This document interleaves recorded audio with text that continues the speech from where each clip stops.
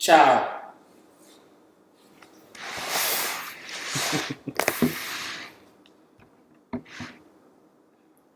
Sex. It's not a word we're used to hearing on a daily basis, or a word that we like to say out loud. But should it be as taboo as it is? God created sex to be a beautiful thing that a man can share with his wife. As a Christian that has grown up in a secular background, I have firsthand seen how the lack of Christian sexual education can cause people to live a life that is sexually impure. As a Christian that has grown up in it, the lack of Christian sexual education in America is detrimental not only to Christians, but to society as a whole. Luckily, God gives an instruction manual for parents, teachers, and pastors to help remedy this problem. Let's take a closer look at where the issue starts. Everything starts with family. Parents have the most impact on their child's behavior and are responsible to teach them right from wrong. Many people put the responsibility on school teachers to teach children morals, as well as more traditional subjects as math and English, but parents are a child's first teacher.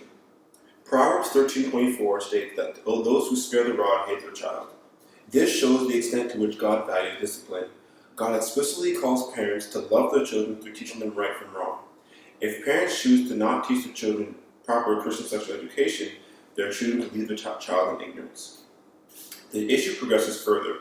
The modern education system lacks a strong Christian sexual education curriculum, which can cause youth to pick up their sexual habits from society. American children spend about 4 hours a week on homework and 32.5 hours a week in schools. This puts a large burden on teachers. Not only are they required to fulfill the educational needs of students, but also they're required to fulfill the emotional needs and also, in some cases, the spiritual needs of students. Fulfilling the spiritual needs of students does not have to be something as simple as reading the Bible to a group of students, but can just be in the way a teacher shows respect and love of Christ to their students. If there is no sexual education in schools, many students will learn what's acceptable from their peers, which can be detrimental to the student in question and also to the other students that might pick up habits from that student. If children are not learning about sex from their parents or in schools, they will turn to other sources to learn. More than half of 7th to 12th graders said they have looked up health information online in order to learn more about something affecting themselves or affecting their peers. The websites the teens turn to for sexual information have inaccurate information. For example, in a recent study, 46% of those websites addressing contraception and 35% of those addressing abortion contain inaccurate information. Finally, I believe that pastors have a duty to protect their congregations from ignorance of every kind. This includes sexual conduct and misconduct.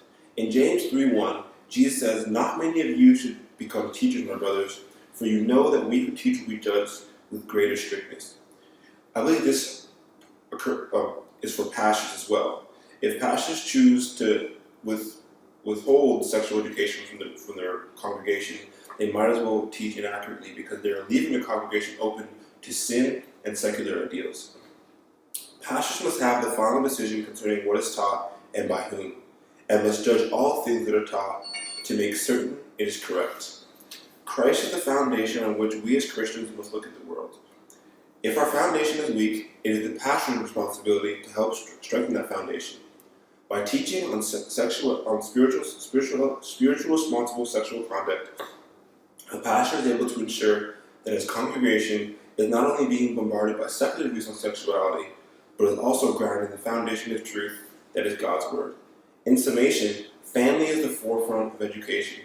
We must solve this issue as a Christian community.